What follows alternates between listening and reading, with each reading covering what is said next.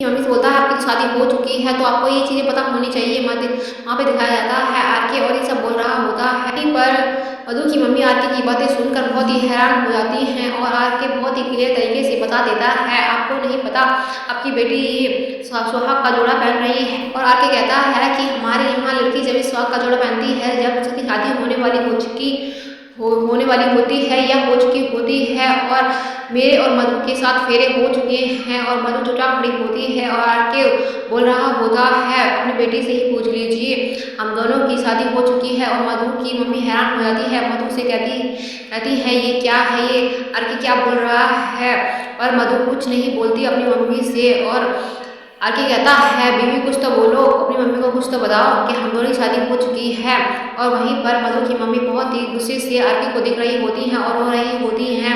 और आरके बोलता है सासू माँ हम दोनों की शादी हो चुकी है और आप तो जानती हैं ये मेरी बीवी चुपचाप खड़ी है, वो कुछ नहीं बोलती, ये तो आपकी बेटी है, ये तो आपको पता ही होगा ये कितनी भोली। और इसके गले में मंगलसूत्र तो आपने देख ही लिया होगा, इस बात से तो आपको अंदाजा हो गया होगा कि मधु ने मुझसे शादी कर ली है।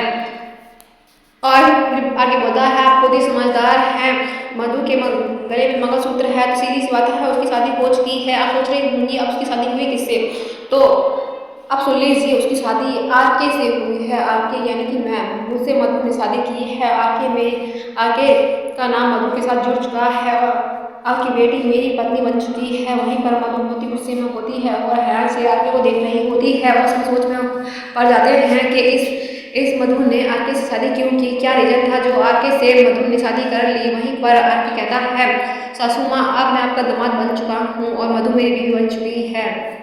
रोमा खड़ी होती है और रोमा से और सासू माँ से मुझसे बोल रहा होता है बताइए हम दोनों की जोड़ी कैसी लग रही है। और बीवी तुम तो कुछ बोलो, अपनी मम्मी को कुछ तो बताओ कि हम दोनों की शादी कैसे हुई और किन हालातों में हुई, और तुम बताओगे तो बहुत ही अच्छा रहेगा। और वहीं पर दिखाई जाती है उसकी मम्मी जो कि मधु से कुछ नहीं कहती, चुपचाप खड़ी रहती है और उनकी आंखों से आंसू बह रहे होते हैं और वो हैरान हो जाती है कि मधु ने इतना बड़ा कदम क्यों उठाया, उसने ऐसा क्यों किया।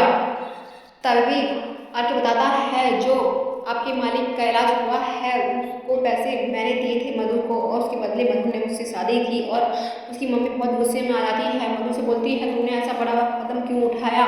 और आके वो ये सब देख रहा होता है और मधु से बोल रही होती है उसकी मम्मी तुमने ऐसा क्यों किया मधु, तुमने हमें एक पल भी बताने की जरूरत नहीं समझी और तुमने इस आरके से शादी कर डाली, तुमने ऐसा क्यों किया।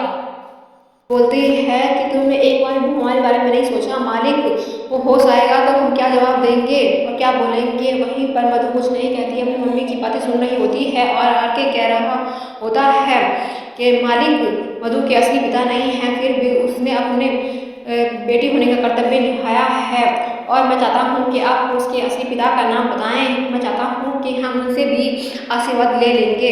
और मधु की मम्मी हैरान हो जाती है। वहीं पर दिखाया जाता है आके बहुत सारी बातें बताता है वहीं पर मधु से बोलता है बीवी अपनी माँ को बता दीजिए कि हम दोनों की शादी हो चुकी है, हम दोनों पति पत्नी हैं और मैं तुम्हारे पापा से मिलाने के लिए यहाँ पर हॉस्पिटल में लाया हूँ। और मधु कुछ तो बोलो, और मधु कुछ नहीं बोलती है। वहीं पर दिखाया जाता है उसकी मम्मी मधु को बहुत सुनाती है तुमने इतना बड़ा फैसला ले लिया और हमको एक बार भी नहीं बताया। और बोलती है कि मधु तुमने बहुत ही गलत डिसीजन लिया है ये लाइफ का, है तुमने ऐसा करके बहुत ही गलत काम किया है। तुम आरके की हकीकत पहले से ही जानती थी फिर भी तुमने इतना बड़ा कदम उठाया और अपनी लाइफ को सोल्व कर लिया, तुमने ऐसा नहीं करना चाहिए था तुम्हें। वहीं पर आके पीछे जाके खड़ा हो जाता है और आगे तुम्हारा खड़ा हो जाता है पर उसकी मम्मी मधु से पूछती रहती है बेटा तुमने ऐसा क्यों किया, तुमने आरके से शादी क्यों की। और वहीं पर आके कहता है सासू माँ बहुत हो गया फिल्मी डायलॉग बाजी, अब मधु की शादी हो चुकी है आप एक्सेप्ट कर लीजिए और मधु मेरी बीवी बन चुकी है ये भी एक्सेप्ट कर लीजिए, ये तो आपको पता ही है। अब आरके बोलता है सासू माँ आपका डायलॉग खत्म हो गया है, बीवी का डायलॉग है और बीवी आराम से डायलॉग बोलेगी और मैं बोलूँगा एक्शन। और वहीं पर रहता है मधु कुछ नहीं बोलती और आराम से गुमसुम खड़ी रहती है, उसके मुंह से एक आवाज़ तक नहीं निकलती। वहीं पर मधु चुपचाप खड़ी रहती है, आके उसे बोलता रहता है बीवी चुपचाप रहने से कुछ नहीं मिलेगा। तुम्हारी माँ तुमसे कुछ पूछ रही है, उनकी बातों का जवाब तो दो कम से कम, उन्हें संतुष्टि तो मिल जाएगी। तुमने कुछ उन्हें बताया हम दोनों के बारे में, हम दोनों की शादी के बारे में। अगर तुम कुछ नहीं कहोगी तो बहुत ही परेशान और बेचैन हो जाएंगे।